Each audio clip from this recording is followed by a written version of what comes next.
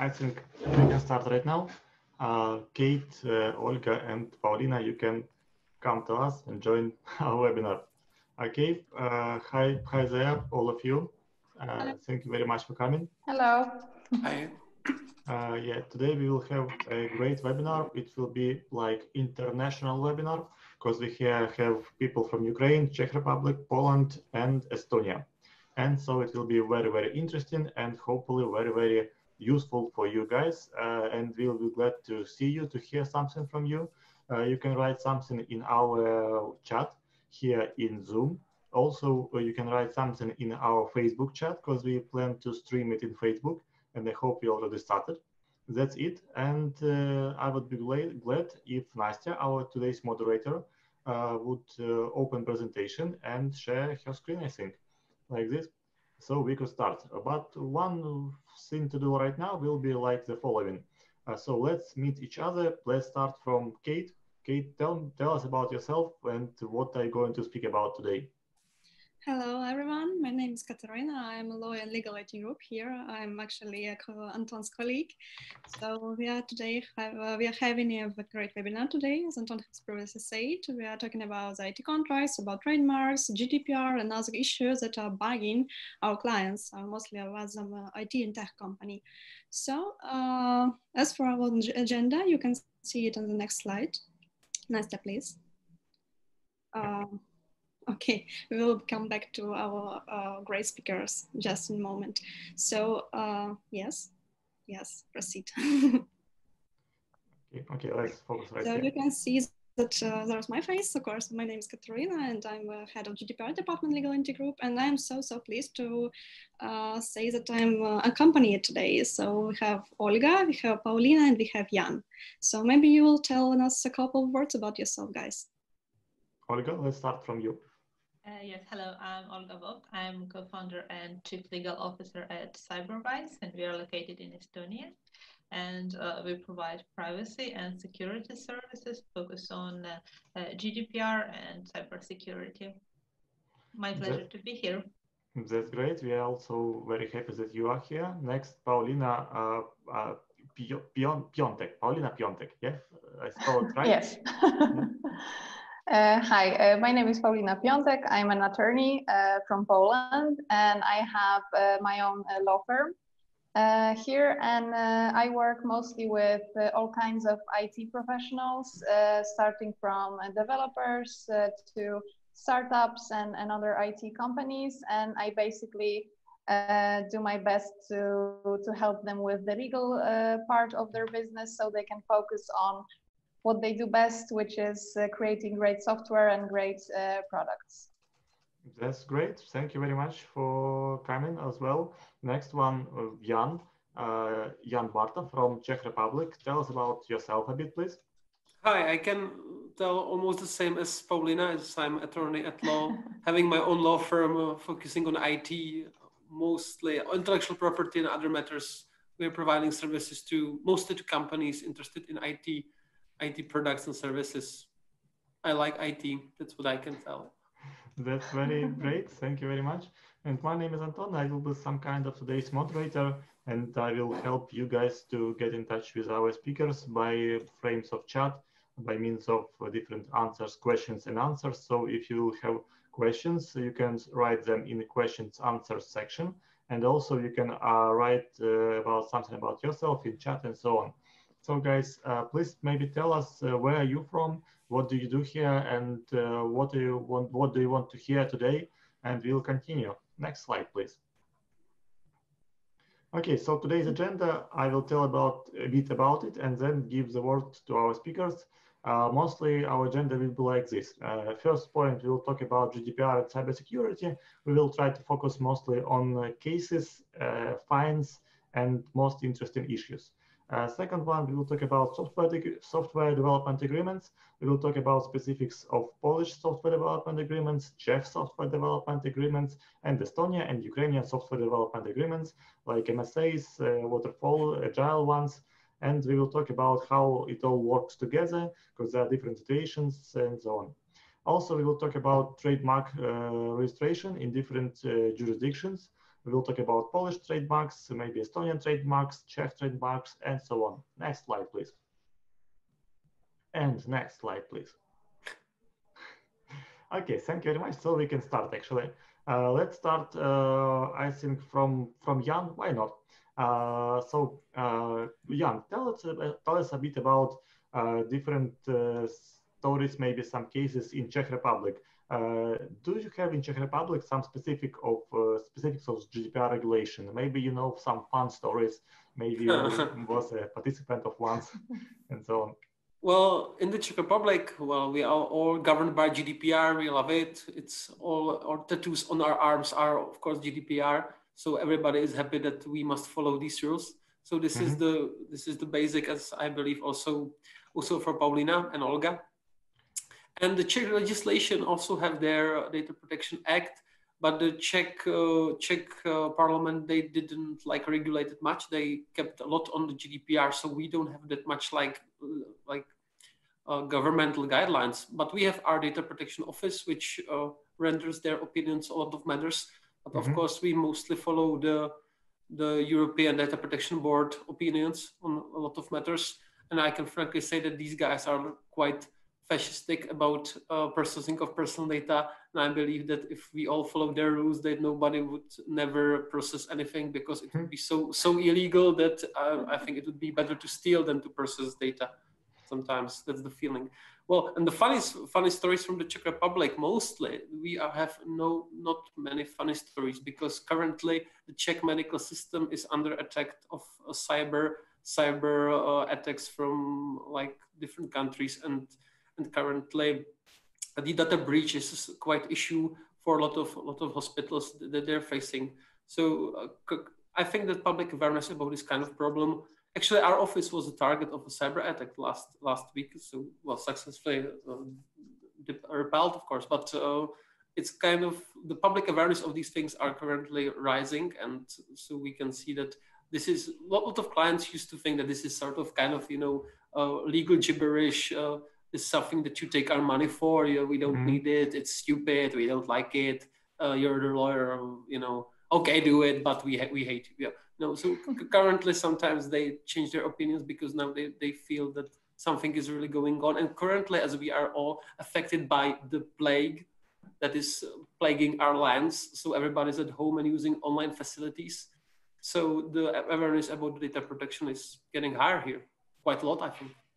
Okay, thank you very much for such interesting stories. So we have cyber attacks on hospitals, and it's not okay. And so we not only organizational measures have to be used, but also technical measures. Okay, let's continue. Now we will go to Olga. Olga, maybe you can tell us some funny stories from Estonia about GDPR or privacy. Maybe you can tell us something about this thesis on our blackboard right now. Tell us something. Well, maybe it's not that big issue like in other countries, like in Estonia, for example. There are not much big problems with GDPR or with data leakage in Estonia. Well, of course, there are some companies who received fines with not following GDPR, but compared to other countries, it's not that big. We have a Personal Data Protection Act, which is specific Estonian act, and Estonian DPI, which is the main body on guard of GDPR and data protection. We have specific regulation for large scope of data processing, which is defined in numbers. And we actually had a special webinar about GDPR in Estonia a few weeks ago. So we really encourage people to watch this one as well. We talked about large scale of processing as well. And about Estonian DPI is very helpful organization. So if companies has some issues, this organization is also to help to guide companies, not just to punish them for not following GDPR, but also to help actually follow if there are any issues. So, okay, that's a very interesting position. That actually the main idea of this authority is to help companies follow GDPR rules, not to fine them. Yes. Exactly. Exactly. There is also a mission to find companies that do not follow. But first, well, usually if there's something is wrong, this company can be can receive warning, and after that, if they did not change their behavior, they didn't change this violation of GDPR and Data Protection Act, they will receive fine. Thank you very much for such interesting points from Estonia. So helping, not fining, but nevertheless, not all the time. Okay, thank you very much. Now we will go to Paulina. Paulina, tell us about the Polish way of GDPR. Maybe some interesting stories. I know a case that in Poland there was a fine to some internet shop for GDPR protection. Yeah, I have this case actually prepared to tell you now. We will glad to listen.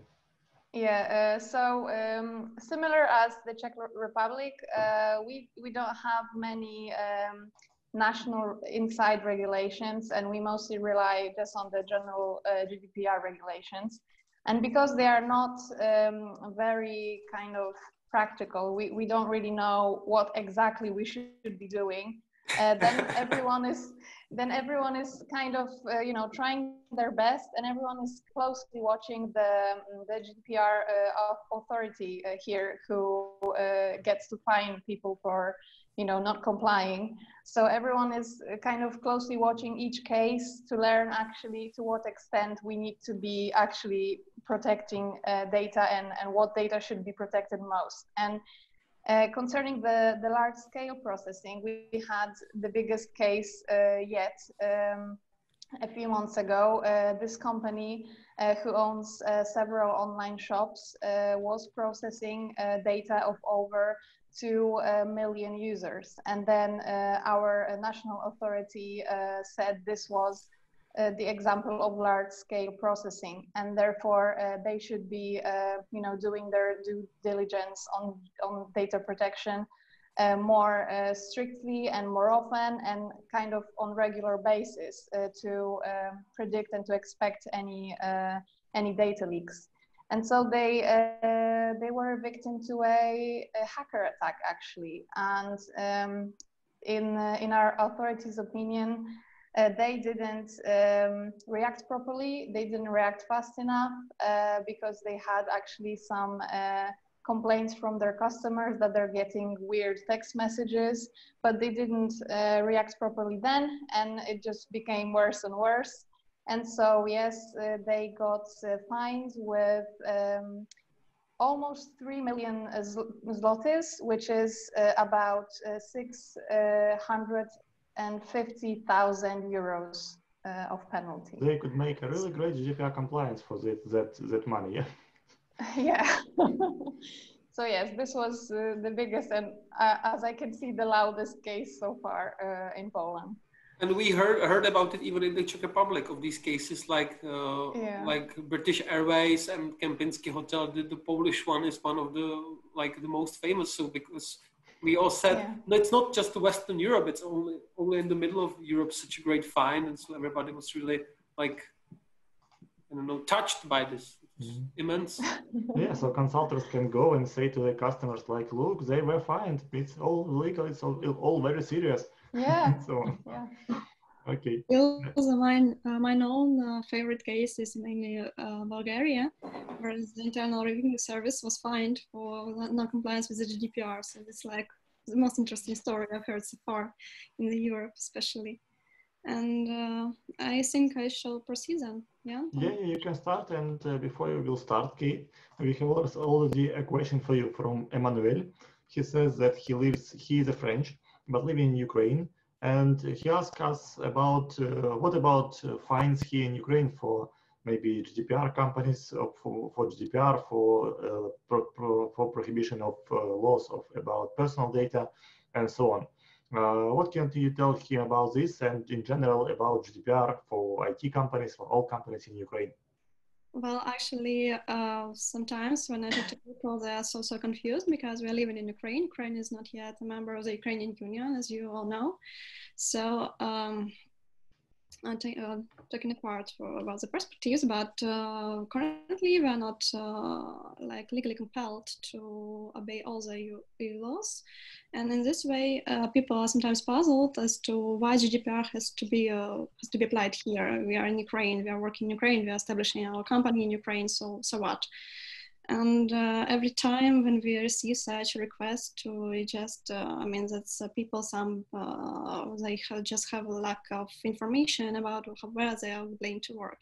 And sometimes we have to obey the rules imposed not on our country, but on our activity in other countries. And it is just the case, meaning that when we're talking about the GDPR, we're talking that we are working in the international markets and in the European as the European Union as well. So in this way, it is important to obey the rules that I apply to all the actors inside the market we are planning to work within. So in this way, if to talk about the GDPR compliance for Ukrainian companies, it's important to remember that okay, if you are working just inside Ukraine, and you are not crossing the borders with your data, you are not using the cloud computing, any programs like maybe you don't use any cloud storages, you don't use like any payment processing companies and so on, no European or American processors and services, then okay. Maybe we should talk about just compliance with the national rules, but whereas the modern actor or the one country is engaged, we have to obey the rules and the GDPR as well. So of course, we may not be fined within the Ukraine, but we can be just cut off the market, and it's not a clear case. Okay, so let's imagine a situation, a Ukrainian tech company, not Ukrainian tech company, Ukrainian founders make a company, you want to go? I just had a question for Katerina. How is it common in Ukraine that you are using like our EU or US services? Because here, when we have clients, so like they having no processor is sort of like a unicorn. Maybe it exists somewhere, but we never. Of course, there are processors. Even accounting companies processor. So is it common that your clients' companies are like only Ukrainian services, or it's typical that they use EU? Because I believe that like Google, or at least Google. Honestly speaking, I never met one. Okay, the unicorn. Just Google Analytics, it's always processing. So in this way, we have to obey the GDPR. So let's imagine a case. Ukrainian founders have founded IT companies, tech companies, one in Poland, one in Estonia, one in Czech Republic, and one in, and that's it, actually. Estonia, Poland, and Czech Republic. Also, they have developers here in Ukraine, about 200 of them. And the personal data is processed by those developers and other people. And those data is belonging to people from that states I stated before. So in this case, we will need compliance in all these states. Am I right? Do we have to be in compliance in Poland, in Estonia, in Czech Republic? Yeah. Yeah. I would recommend that. Yeah. Okay, that's good. And it also depends on the activity that company actually makes, and that's it. Okay, so let's move on then. So now we know that there are specifics of GDPR regulation in different jurisdictions, but on the other hand, they are quite same but different, but still the same but different. But from that point, what you say, Anton, is that like comparing all these legislation, I think the GDPR works quite well, like unifying it under one legal framework. That like most things, usually where are the differences are about, sometimes about children, sometimes about the approach of the offices is like the thing that they're sometimes explained, like for the marketing, newsletters and all these kind of things, using the databases, and we can see just opinions of the offices, but basically the legal framework should work quite similar. And I think that as I saw data protection agreements, like hundreds of them, so they're more or less the same. It's quite standard, yeah, actually. Do not talk to people. Keep information strict and so on. Yeah. Okay, let's move on. Nastya, please open presentation one more time so we can move to the contract section. Actually, go to the next slide right now, and to the next slide right now. Yeah, here we go. So this one will be about contracts and specifics of contracts. I will ask some question to each of you, and you will try to answer me, and also you can try to say something from your point of view and so on. So we will start this time from Olga. Olga, as far as I know, Estonia is one of the leaders, if not leader, in the world, I think, talking about contract signing, talking about different things that can be done online, and you can vote online and all this stuff. So tell me about, please tell us about maybe with focus on points of contract signing for IT companies and all this stuff. Can you help us with this issue? Sure. But before I start, I would like to show you two devices. Like this is one device. Oh, what is it? And that would be my question. I would like to ask audience if they have some ideas. If you know the answer, please, if you know it for sure, please don't answer. But if you want to guess, feel free to do it. So basically there are two devices. They are the same, but in different visual representation. And I would say everyone in Estonia have it. Like I have two. It's cure for COVID, definitely, no? It would be great. Oh, but not this one. Damn. Is it some kind of mask?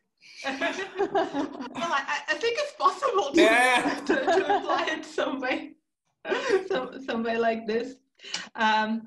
So yes, do we have any answers from audience? Well, people are a bit confused, I think, because they don't know. Actually, have no answers, but I think people are just guessing, so you can tell them actually, and they will know. Okay, yes. So I will actually can demonstrate probably with this one. This one is more visual. So we have an answer. Sorry. Oh. Ukraine unique hardware keys for the identification in Estonia online government services, like a digital passport. Exactly. It's very wow, that's very good answer. So basically, we can use this device to.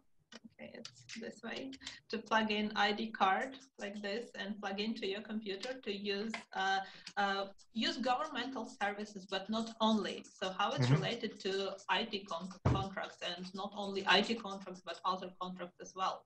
Let's say if you want to sign document with this card, you can do it. And if other person is also Estonian citizen or Estonian resident, basically the document is encrypted with this software, and it can be read from other side also using the same document, also using the same devices. So they can encrypt documents they can decrypt documents that I encrypted with my card, which I think is very cool and very convenient way. Like let's say if you create a company, so you can sign it with you can sign your application with this document, or if it's the IT contract, like a company can sign it with IT developer, so he or she is in Estonia. So I think it's very okay. So it's awesome. It's like Estonian company can sign this contract with Estonian company using this tool. But what about if you talk about Estonian company and Czech Republic company? Can they sign? No, it will not work. Well, at least if they do not have, if they have some Estonian residency, like e-residency, not just like regular residency, it can also be signed with e-residency card. But if it's just a purely company from Czech Republic, it doesn't work international. We really hope that in future we can sign this in this very cool and convenient way. It would be really awesome to have it internationally. For now, it's only Estonian. Okay. Like looking from the point of the Czech Republic, this makes a digital stamp, I presume, to the document. Sorry. This device makes a digital stamp in the document. Not exactly. It actually encrypts document, and you can decrypt it with your card. Okay, so you cannot. You cannot read. Like let's say, there is just a Word document and I encrypt it. And if I want to show it to the court because somebody didn't adhere to GDPR, so how can we decrypt it? It can be like if you use this card, you can view it and you can actually print it out. Yes, you can print it out. You see this like visual. You can see, you can copy from this card but only after it's decrypted. But it's a very convenient way. For example, if you want to send some information, like let's say some medical information, and you encrypt it with a card, you can read it with a card, like prescription, for example, also can be used for. Okay, that's awesome. One moment, I just wanted to tell, I think, Jan, you have someone near you who works on keyboard. Is that true? Me? No. My keyboard is here and there's nobody there. Okay, so someone of you guys is printing like loudly and we can hear it also. Please define who is it. And when you, he can proceed with printing, but when you do not talk, please mute the microphone. So we're like, okay, thank you very much. Okay, I have a question for three of you, actually. Polina, Jan, and Olga. As far as I know, you have this eIDAS regulation here. It has a European Union. Is it supported by the national laws? Maybe there are some particularities to it. What regulation? One more time. I didn't hear you well. eIDAS. eIDAS. So maybe Jan, you can tell us about this. Well, eIDAS is a general framework of EU to create services that we are all have our confidence in these services. It allows to have producers of services that have the eIDAS registration. They need to follow the certification, and then you can use typically it's electronic signature that you can understand documents with, and in any other state you can verify through eIDAS verification that this has been really signed by this person. And a lot of companies are now undergoing such certification to have eIDAS. And it also can be for a lot of other services like digital stamps, etc. So it should support electronic contracts within the EU. So I believe that Estonian card is certificate under eIDAS definitely. Okay, let's ask Paulina maybe right now. Paulina, about contracts.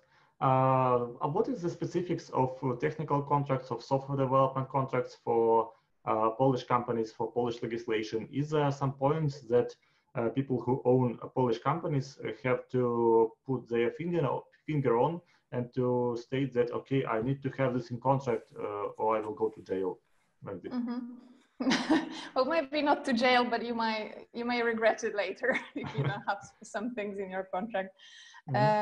So I wanted to point out two very important things. And the first one is, as we were talking about the electronic signatures and the eIDAS certification. So if you have an electronic signature that has the certification, this kind of replaces your physical signature as done by hand. And this form of physical signature done by hand is required to transfer intellectual property rights.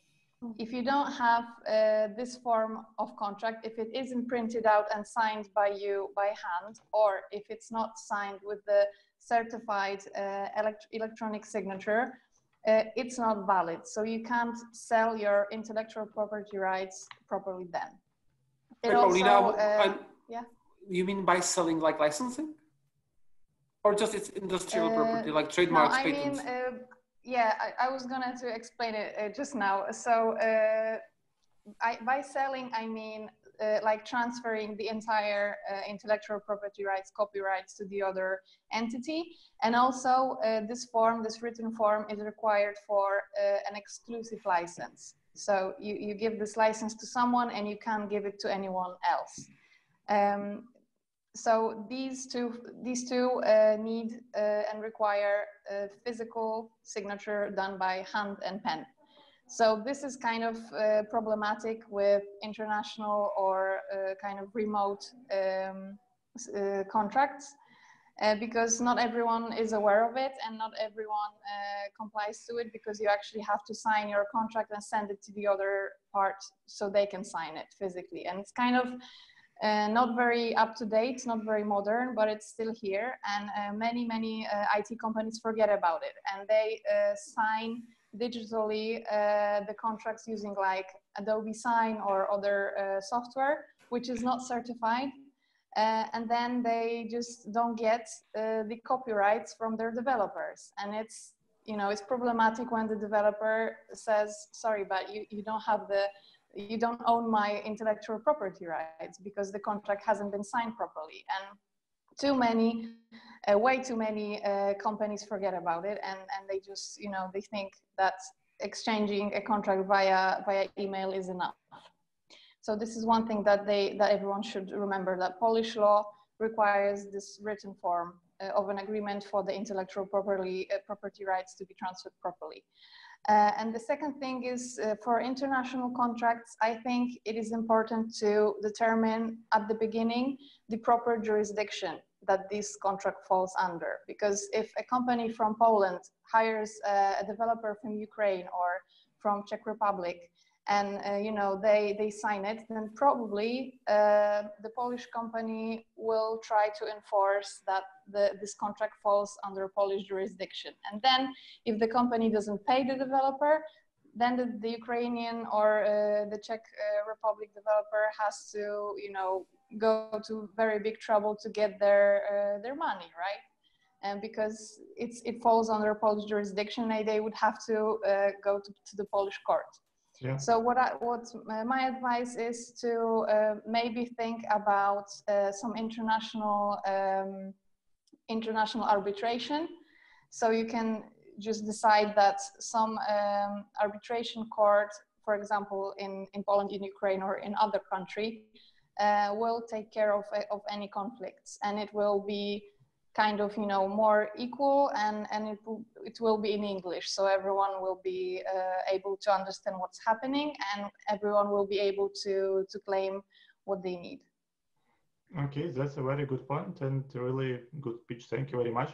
It was very interesting. We had also cases, actually. We had a case when a guy, our client from Australia, signed a contract of software development with Ukrainian private entrepreneur. And he thought like it was governed by Ukrainian law, and there was no mention about copyright transferred at all, nothing at all. It was like, okay, you do the job, I get the mobile application, I pay you the money. That's it. Thank you very much. And we just read the contract, and okay, you don't own copyrights because by Ukrainian law, all the copyrights that are transferred have to be stated, and then you have to make the additional agreement and so on. It was very, very interesting. So there is specific of regulation, and yeah, maybe you can tell us about some specifics of regulation of software agreements in Czech Republic. I was also like talking about this. We all talking about transfer of intellectual property. Just maybe like regarding the Czech law and the copyright matters.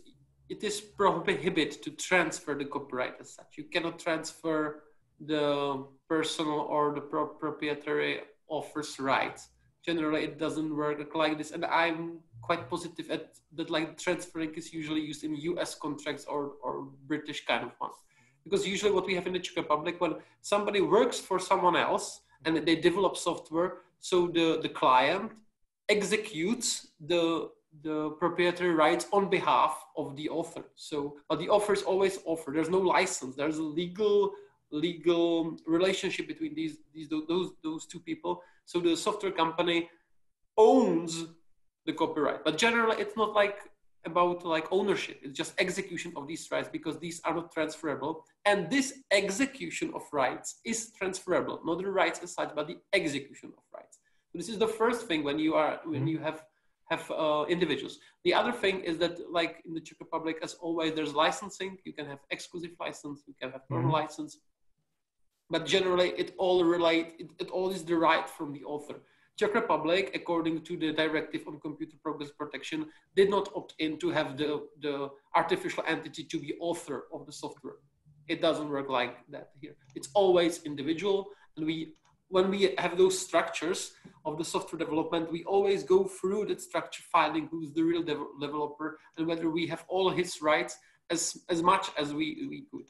So it's all about people, actually, sometimes. Well, and about the most complicated clauses, what we see sometimes, it's less and less, hopefully, is that the people transfer the software as it was some kind of a car. So here we own the software and we give you the software and here it is, and there's a agreement on sale of software, which makes me very sad sometimes seeing that at the big companies always. A lot of people forget about that they need to have the right to modify the work, because they buy and think, yeah, we have it all. And okay, but you need a specific clause saying you can modify, because otherwise, you can see a typical example in Czech Republic. Somebody buys web pages developed from the companies, and it's developed by artificial entity. It's not from the physical, for individual, it's artificial entity, web developing companies, and they don't have any contract, and only thing they have is the invoice, paid, of course. And once friends, then enemies. We don't want to work with you anymore because you're that did wrong or something like that. So basically, the customer doesn't have any right to that page, and they can throw it away. So when buying intellectual property,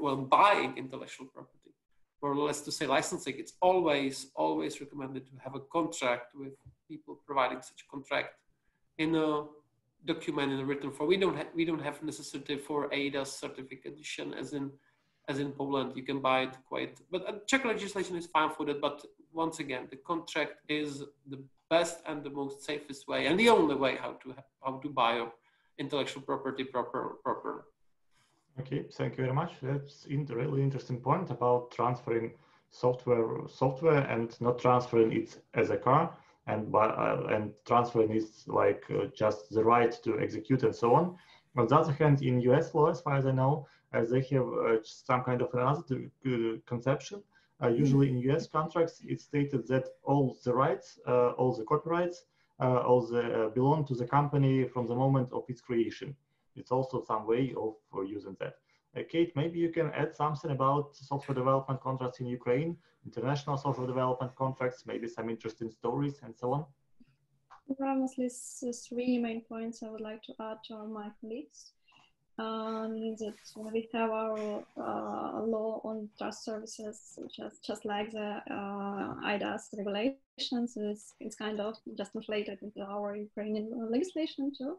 So we are experiencing all the differences between the very different kinds of electronic signatures. Means that some people think that DocuSign is enough, especially when their contract is governed by the Ukrainian law, but there is quite a little proof that if we have a contract that is based on the Ukrainian law, not governed by, for example, by the US law, DocuSign may not work out. So please just check the signatures you are using for your contracts. That's a little advice for our listeners. But on the other hand, we have this vast amounts of articles and other stuff telling us that DocuSign just doesn't work in Ukraine. It's not, of course, the case, because if your contract is governed by the US law, where the simple electronic signature is pretty normal and pretty acceptable, it may work out. So beware. The other point I would like to underline is that here in Ukraine, we still have some, I would like to say, strictly recommended regulation as to the form of the contracts. There are some a list of mandatory articles to be included in the international commercial contract. And in this way, we have to follow them, of course, when we are working with outside companies or outside foreign clients and so on and so on. So it's also an important point to take. Okay, thank you very much. We have a question from one of our viewers. It sounds like this. Could you please clarify the use of facsimile or PDF signature while signing contracts in European Union? Are there any particularities? Okay, maybe someone of you can answer this question, guys. Valid in the Czech Republic. In Poland, it will be valid as long as the actual physical signature isn't needed. So, as I said, if you if you regulate, for example, intellectual property rights, then it should be, you know, signed physically. Some people just sign it like at home and then send a picture of this physically signed contract to the other part, and the other part does the same. And this is sometimes considered to be enough to do the physical signature that's needed for intellectual property rights. But in other cases, it's mostly okay to just do like the PDF form. Okay, that's good. Thank you very much. In Estonia, we would just sign everything with ID card. Yeah. Okay. Because we can. And I just wanted to add a little bit about contracts, employment contracts. Like if you work as the IT professional, let's say for a company, that your material rights according to law, they go to employer. But moral rights stays with author, so that's something that needs to be also additionally specified. Like, for example, as Jan mentioned about web page, that yes, the right to integrity, which belongs to moral rights, will stay with author, so that needs to be additionally specified. Well, Olga, this is very interesting what you just said, because in the Czech Republic, when we have the moral rights, the right to integrity is interpreted in a way that you cannot have defamation. You know, there is a quite famous case. There's a very famous Czech painter, Josef Lada, who has a really nice pictures also for children. And there was an exhibition, and they made a digital. They remade the pictures, and they all added penises to these nice fairy tales characters. And the case was that this was a defamation. Although they have rights to use it in any manner, this was a defamation, and they used the moral rights. But if you want to modify it and put it into perhaps some other work or some kind of remodel it, so it would, in the Czech Republic, it would go into material, into economical authors' rights. So usually we do not put much focus on the personal rights of the author. This is something that in the Czech Republic we don't care much about. It's all about money. It's all about material rights, and only don't make it like ugly so the author doesn't look like he made penises to the fairy tale characters. Well, otherwise, I would just say that in Estonia, material rights are covered on legislation, but moral rights is something that also need to be covered. Also, something that needs to be covered in contract. So something to think about. Yeah, I would. Well, in Ukraine, we also usually, like when we do contracts with soft developers, it's like usual phrase is like. Okay, the contractor is okay that we don't use his name when we are showing the intellectual property he created, actually. Something like that. Yeah. Okay. Then let's move forward. Next slide, please. Katya? I would like to have a quick comment, and then we can proceed, okay? So there is mention that some common red flags and voice in contract negotiation, and in Ukraine, I guess, Anton will, and I guess you all guys will agree with me that the IT specialists don't really like all this paper stuff and writing agreements and reading them and of course signing them and so on and so on. And also one of the most popular questions is why an invoice is not enough. And in this case, I would like to remind that, well, actually, the agreement is a place where you can right, and how your intellectual property is to be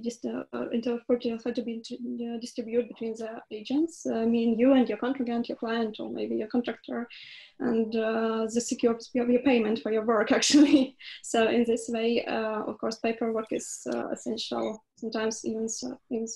And the second point I would like to make that in Ukraine, one of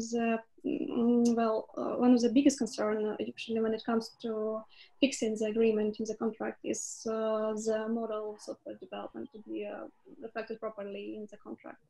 Like guys are like, we are working on agile, why we have to sign this, or why not this one, or why is this one based on the waterfall, for example, lots of fees. And in this way, you have to explain that there are some different documents to be attached, like backlog and so on. And there are some different procedural payments to be made, and fiscal organs may be very, very interested in how your guys working. So yeah, this is it mostly. Okay, thank you very much as well. So contract is not just a paper, contract is the instrument to protect your interests. Okay, let's move. The trademarks, life hacks on different jurisdiction and all this stuff related to trademarks. All right, here we go.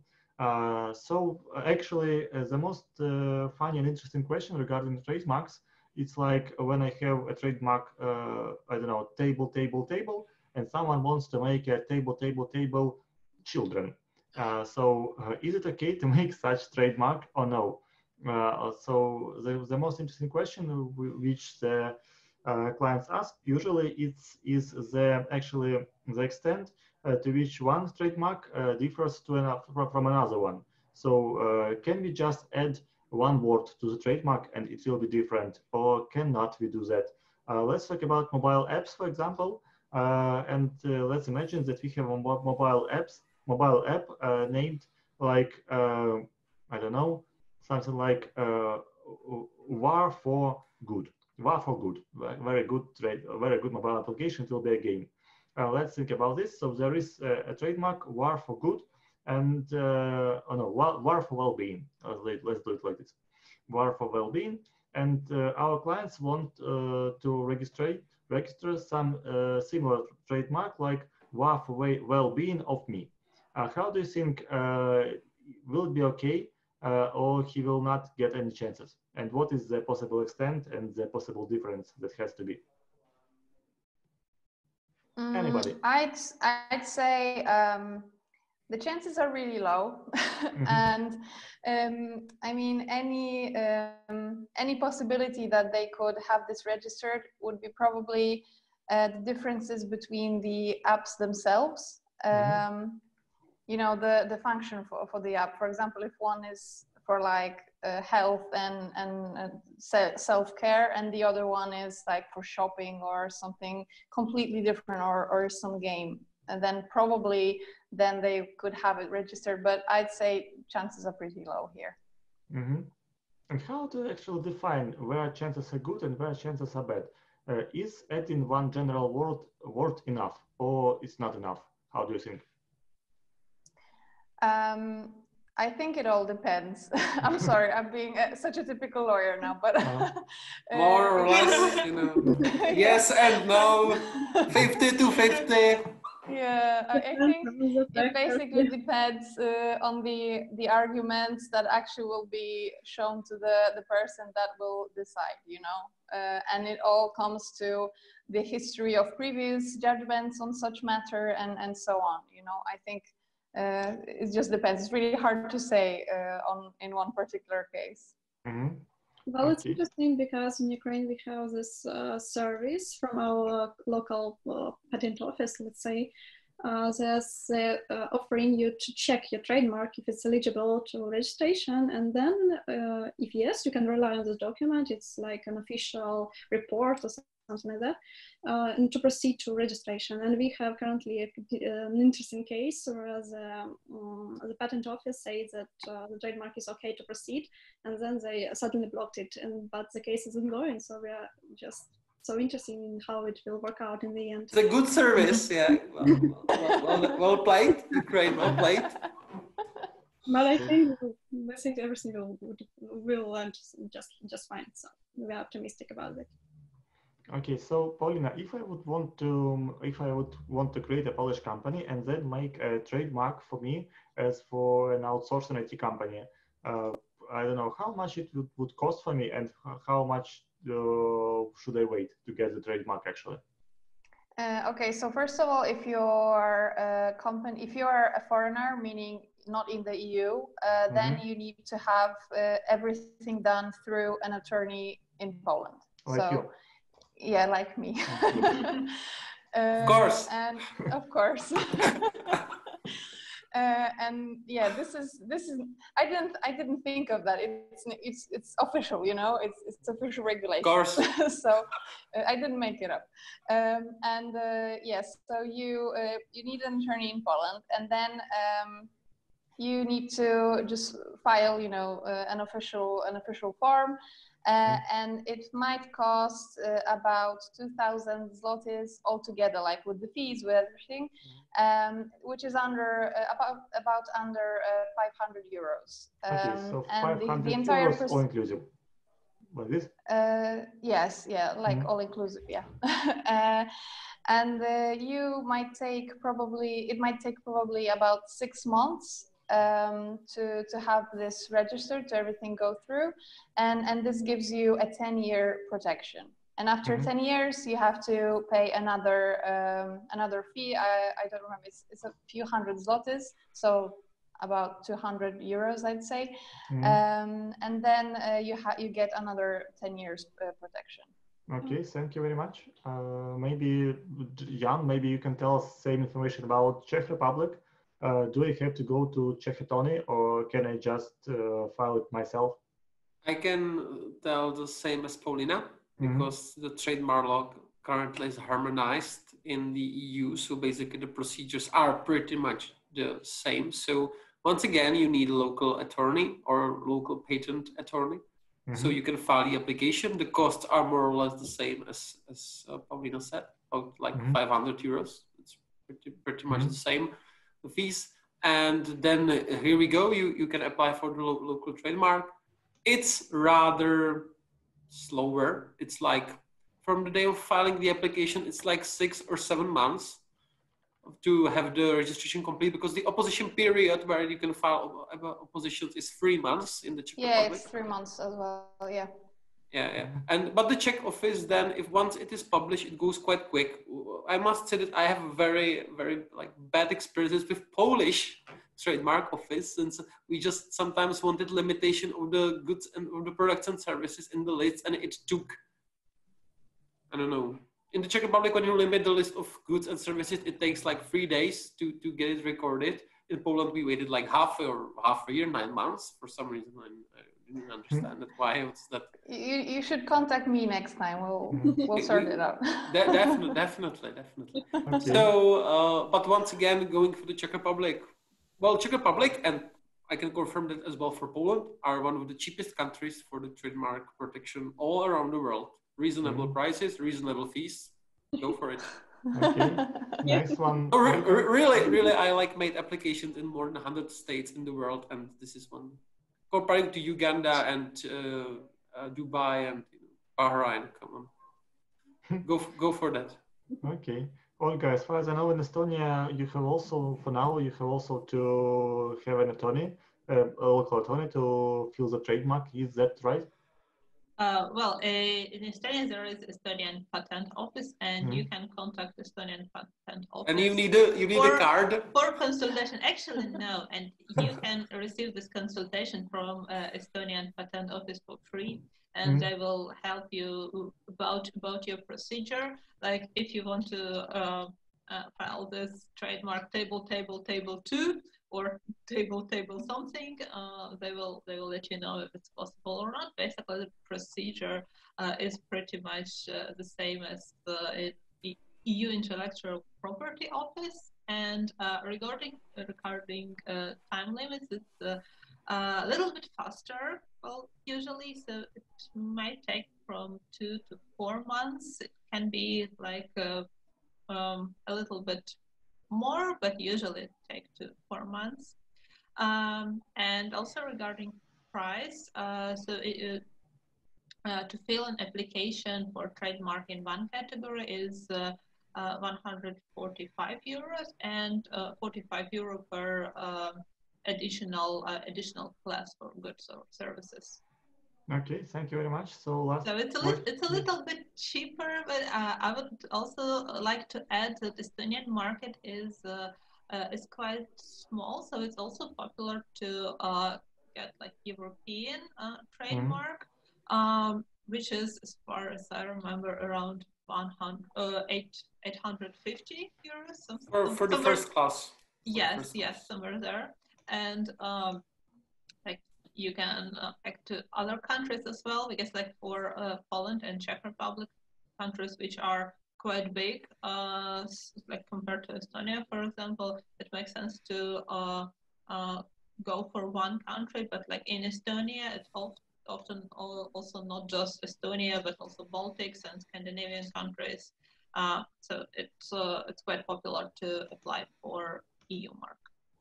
Okay, that's great, Kate. And what about Ukraine? Can you help us with understanding how to fill a trademark in Ukraine and how much does it cost? Well, Ukraine still is some old-fashioned country. We like paper forms to be filled and apply. Yes, so it's kind of frustrating after you are registered on, for example, a European Union trademark covering 27, I guess, countries right now. So, well, yes, it's a paper form mostly. And the cost of the registration is for one class of this convention is like 140 euros, I think.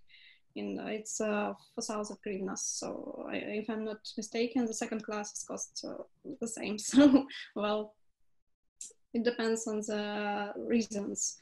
But mostly Ukrainian companies need Ukrainian trademarks to register a domain name in Ukrainian.ua. Yeah. So in this case, we will have to actually register one if you want to just classy domain name for your website.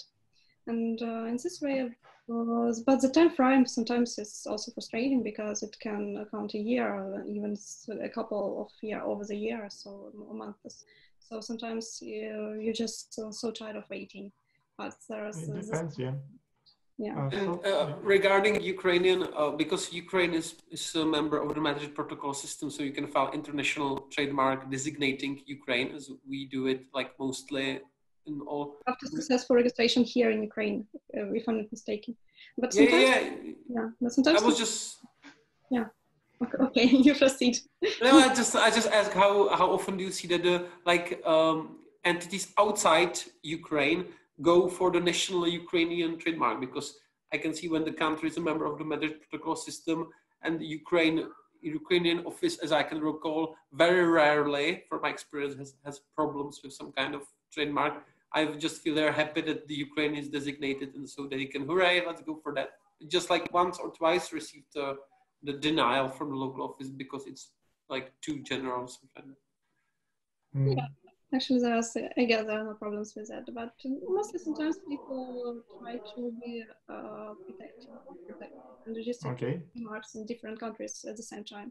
Like in the European Union trademark to cover 27 countries, and they are surprised. There are some differences between national trademarks, and in the US, mostly in the US, just to cover the international markets like up markets and so on, up stores. Okay, guys, so I have one question for you. It is very interesting. So I think all of you have faced sometimes cases, UDRP cases, with domain disputes cases or court cases for domains. How do you think, is it possible to win a domain case, domain litigation or domain arbitration, without a trademark?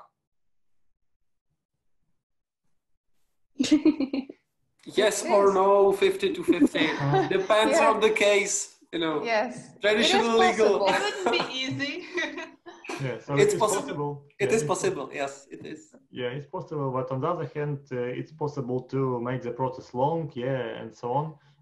We have actual experience when we had a UDRP decision, and then we went to Ukrainian court and start the procedure, and it took some years before the final decision. And actually, all the time, the trademark or the domain name belonged to actually its previous owner, and it's okay.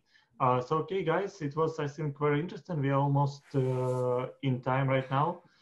Maybe you want to say something to our viewers and say something they should always remember. I think it will be about 30 seconds to each of you. Let's start from me. I think all of you should remember that contracts is a vital and good instrument to use within your actually work of your IT company, and you should always have a trademark with the name of your IT company. That's very important. Okay, let's go next. Please, Paulina, as I see you. Yeah, I also want to say something about contracts to everyone who hates the paperwork and hates to, negotiate and discuss everything at the beginning, because at the beginning of the cooperation, everything always looks beautiful and no one thinks they will ever disagree about anything. And they think that contracts are not important. So I always tell my clients to think about preparing a contract is like preparing for a war that might come in the future. And it is always good to set out all clear rules of the war that may come in the future while we are still agreeing, because then if we stop agreeing, then everything falls apart, and the contract will be the one thing that will keep everything civilized and together. Okay, thank you very much. Next, Jan, please, what would you suggest to do in the first place to the owners of tech companies in all over the Europe, in Ukraine?